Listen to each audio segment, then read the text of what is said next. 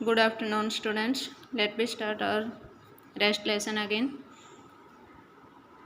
It was not an easy job to get twigs and spellings for Kari. क्या बताया कि ये कोई आसान कार्य नहीं था टहनियों को एकत्रित करना और उनको स्पेलिंग करना, काट काट करके छोटी बनाना. I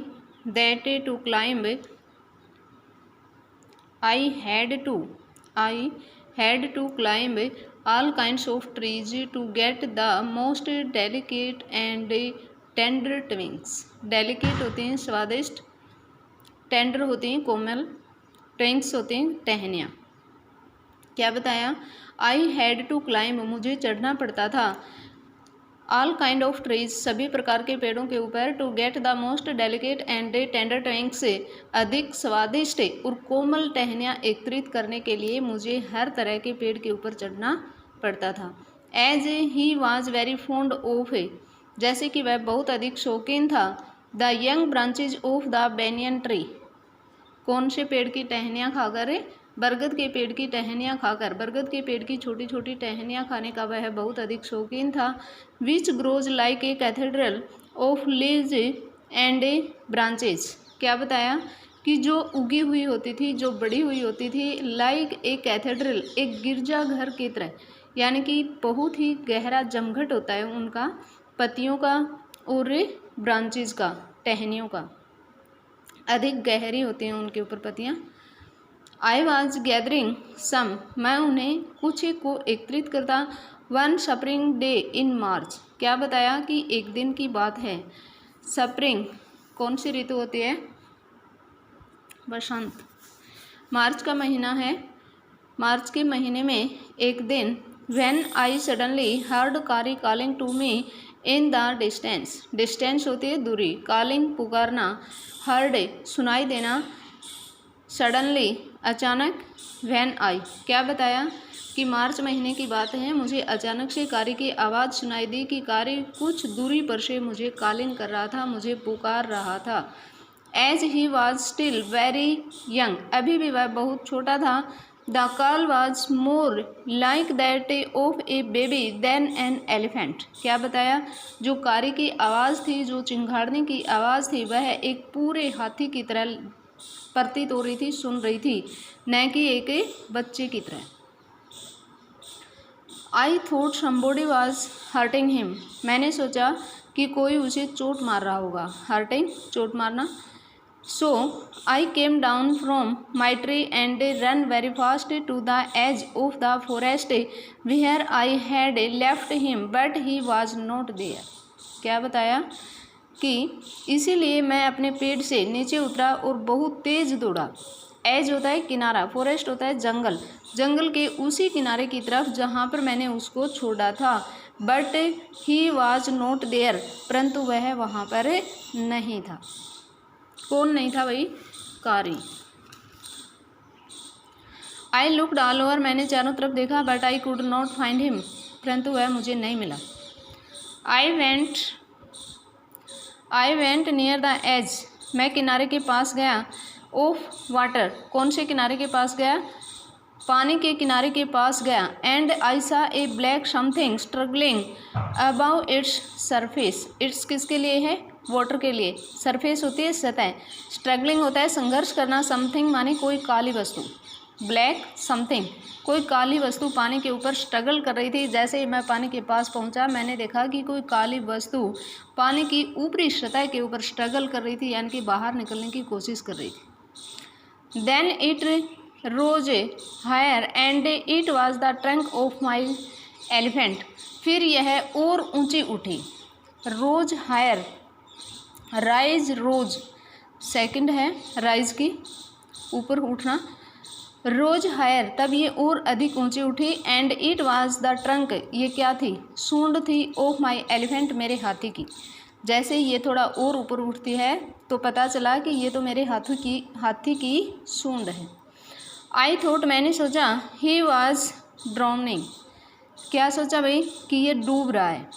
हाथी नदी में घुस गया और ये डूब रहा है. आई वॉज हेल्पलेस, मैं बेसहारा था.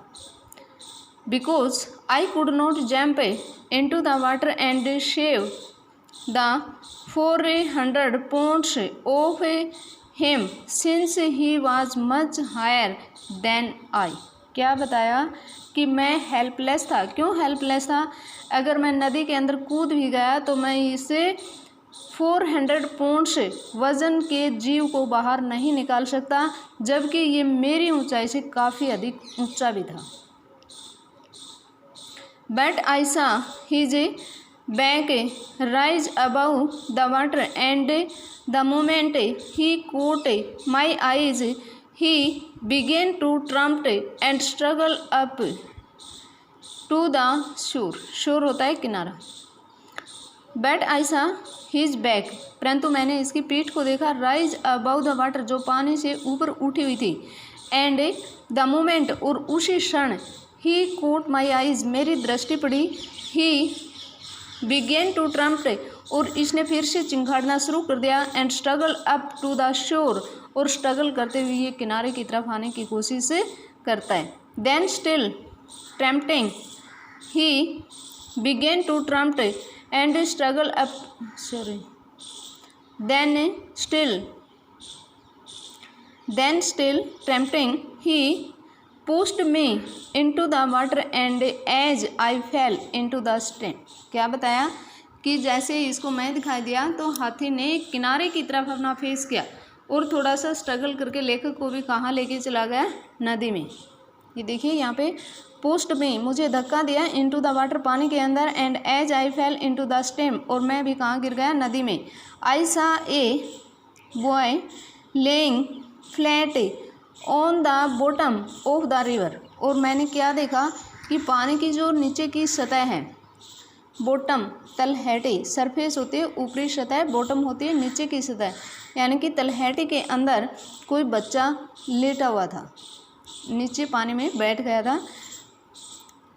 He had not altogether touched bottom, but was somewhat afloat। क्या बताया कि ये पूरी तरह से तली में नहीं था, इससे थोड़ा बहुत ऊपर, somewhat थोड़ा सा ऊपर, afloat तैर रहा था। I came to the surface of the water to, ये पता नहीं क्या है, breathe, and there, क्या बताया कि आई केम टू द सरफेस, मैं किसी तरह ऊपरी सतह के ऊपर आता हूँ पानी में और फिर मैं सांस लेता हूँ। एंड देयर, और इस प्रकार से मैं फिर डुबकी, सांस रोक के जो डुबकी लगाते हैं। कारी वाज स्टैंडिंग, कारी अभी भी वहीं खड़ा हुआ था। His feet planted in the sand, उसके जो पैर थे वो रेत के अंदर धंसे हुए थे। ट्रंक स्ट्रेच्ड आउट, और उसकी जो सूंड थी वो आगे की तरफ फैली हुई थी, यानी कि कारी वहीं पे शिथिर था और उसने अपनी सूंड को आगे की तरफ फैलाए हुए था। Like a hand waiting for mine, सूंड एक हाथ की तरह इसने आगे बढ़ा रखी थी, जैसे कि वो मेरे आने का इंतज़ार कर रहा हो। I dived down again and pulled the body of the drowning boy to the surface. क्या बताया कि आई डाइव्ड डाउन, मैंने फिर से उसके नीचे डुबकी लगाई। डाइव्ड होता है डुबकी लगाना, और उसे डूबते हुए बच्चे को ऊपर उठाकर ऊपरी सतह के ऊपर लेकर आता हूँ। But not being a good swimmer, परंतु मैं एक अच्छा तैराक भी नहीं हूँ। आई कुड नॉट स्विम, मैं नहीं तैर सकता था। एश्योर, किनारे तक। एंड द स्लो करंट, ये धाराएं होती हैं नदी के अंदर जो बहने वाली करंट होती हैं। Was already dragging me down, जबकि नदी के अंदर उठने वाली या बहने वाली धाराएं मुझे अपनी तरफ खींच रही थी, नीचे की तरफ खींच रही थी। क्यों खींच रही थी? क्योंकि मैं कोई अच्छा तैराक नहीं था। थैंक्स।